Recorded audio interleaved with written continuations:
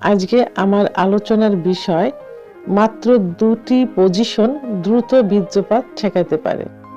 দেশের এবং প্রবাসের ভাই বোনদের প্রতি সালাম। আসসালামু আলাইকুম। আমি প্রভাষক ডাক্তার রিক্তা পারভিন, হোমিওপ্যাথি এবং আয়ুর্বেদিক চিকিৎসক, চেম্বার সেবা হোমিও কমপ্লেক্স অ্যান্ড সেবা ডিজিটাল ল্যাব, উপজেলা মডেল মসজিদের পূর্ব পাশে, শিমুলিয়া, মাগুরা। আজকে একটি বিপরীতধর্মী বিষয় নিয়ে আলোচনা করব, অর্থাৎ এই বিষয়টির উপরে হুবহু অনেক ভিডিও করা হয়েছে যে ওষুধ নিয়ে।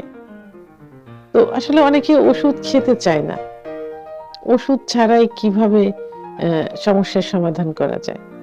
অর্থাৎ আজকের বিষয়টি কিন্তু খুব ইন্টারেস্টিং। যাদের দ্রুত বীর্যপাত হয়, বীর্যপাত রোধ করার জন্য, ঠেকানোর জন্য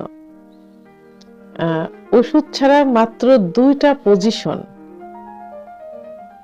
কিভাবে কাজ করতে পারে সে বিষয় নিয়ে আলোচনা করব। আসলে সেক্স একটা আর্ট, একটা শিল্প। এটা নিজের মতো করে তৈরি করে নিতে হয়। তো অনেকে সেটা বোঝে এবং অ্যাপ্লাই করে, অনেকে বোঝে না। তো এই যে সেক্স বিষয়ের উপরে বিখ্যাত একটা গ্রন্থ রচিত হয়েছে, কামশক্তি গ্রন্থ। এটি অর্থাৎ কামসূত্র গ্রন্থ, এটি ভারতে রচিত হয়েছে। তো এখানে কিন্তু অনেক পজিশন দেওয়া আছে, অনেক পজিশন। কোন পজিশনে স্ত্রী সুখ পায়, কোন পজিশনে স্বামী সুখ পায়, আবার কোন পজিশনে দীর্ঘ সময় সহবাস করা যায়। তো আজকে আমি মাত্র দুটি পজিশনের কথা বলবো, যে 2টা পজিশন অ্যাপ্লাই করলে দীর্ঘ সময় সহবাসে লিপ্ত থাকা যায়, সেটা কোনো ওষুধ ছাড়া, নিজস্ব কোনো শক্তি ছাড়া।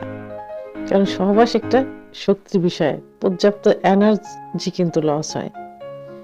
তো সেক্ষেত্রে সাধারণত একটা পজিশনই বাঙালি বেশি অ্যাপ্লাই করে থাকে, সেটা হলো, যেটা ইসলামও সাপোর্ট করে, সেটা হলো যে স্ত্রী নিচে বেডে শায়িত অবস্থায় থাকবেন আর স্বামী উপরে যৌন মিলন, যৌন কার্য সম্পাদন করবেন উপর থেকে। তো এটা যদি বিপরীত ভাবে করা যায়, অর্থাৎ স্বামী নিচেই থাকবেন, বেডে থাকবেন, উপরে স্ত্রী যৌন কার্য সহবাস করবেন, তো এই পজিশনে যদি সহবাস করা যায় তাহলে দীর্ঘ সময় কিন্তু সহবাসে লিপ্ত থাকা যায়। কারণ এটাতে স্ত্রীর এনার্জি লস হয়, পুরুষের কিন্তু ওইভাবে এনার্জিটা লস হয় না। যখন এনার্জি লস হয় তখন স্ত্রী কিন্তু কি হয়, নিস্তেজ হয়ে যায় এবং তার দ্রুত বীর্যপাত হয়ে যায়। স্বামীর কিন্তু বীর্যপাত হতে চায় না, সময় লাগে। তবে এই যে পজিশন উপরের থেকে স্ত্রী সহবাসে লিপ্ত থাকবেন, এর কিছু টেকনিক আছে।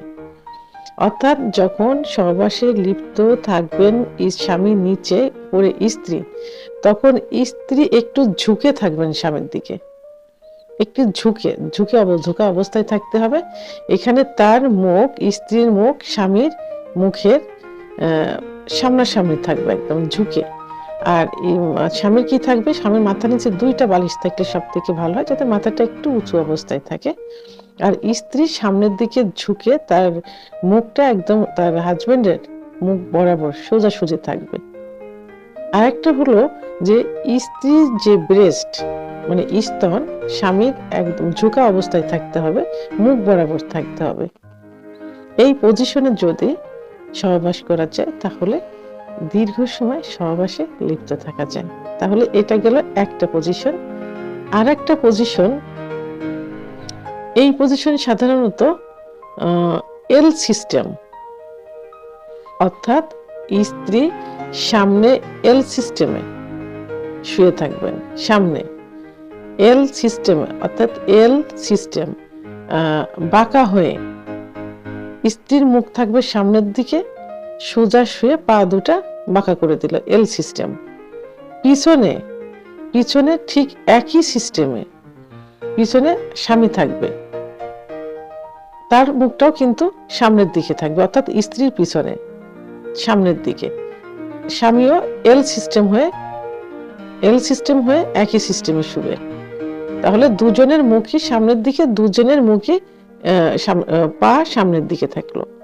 তো পিছন সাইড দিয়ে স্ত্রীর যোনিপথ দিয়ে স্বামীর যৌন কার্য চালিত করবেন। তো এইভাবে এল সিস্টেমে সহবাস করলে কিন্তু দ্রুত বীর্যপাত রোধ করা যায়, স্বামীর কিন্তু দ্রুত বীর্যপাত হবে না। তাহলে আমরা আজকে দুইটা পজিশনে অ্যাপ্লাই করলাম। একটা পজিশন হলো স্ত্রী উপরে থাকবে, স্বামী নিচে থেকে যৌন কার্য পরিচালনা করবে এবং তার কিছু সিস্টেম আমি বলেছি। আর একটা হলো এল সিস্টেমে সহবাস করবেন, স্ত্রীর সামনে পিছনে হাজবেন্ড থাকবেন অর্থাৎ স্বামীও এল সিস্টেম হয়ে শুবেন, পিছন সাইড দিয়ে যৌন কার্য পরিচালনা করবেন। এভাবে দীর্ঘ সময় সহবাসে লিপ্ত থাকা যায়। তো ভিডিওটি সম্পর্কে যদি কোনো মতামত থেকে থাকে অবশ্যই কমেন্টসের মাধ্যমে জানাবেন। আর ভিডিওটি ভালো লাগলে লাইক, কমেন্ট, সাবস্ক্রাইব করে আমার সঙ্গে থাকুন। আল্লাহ হাফেজ।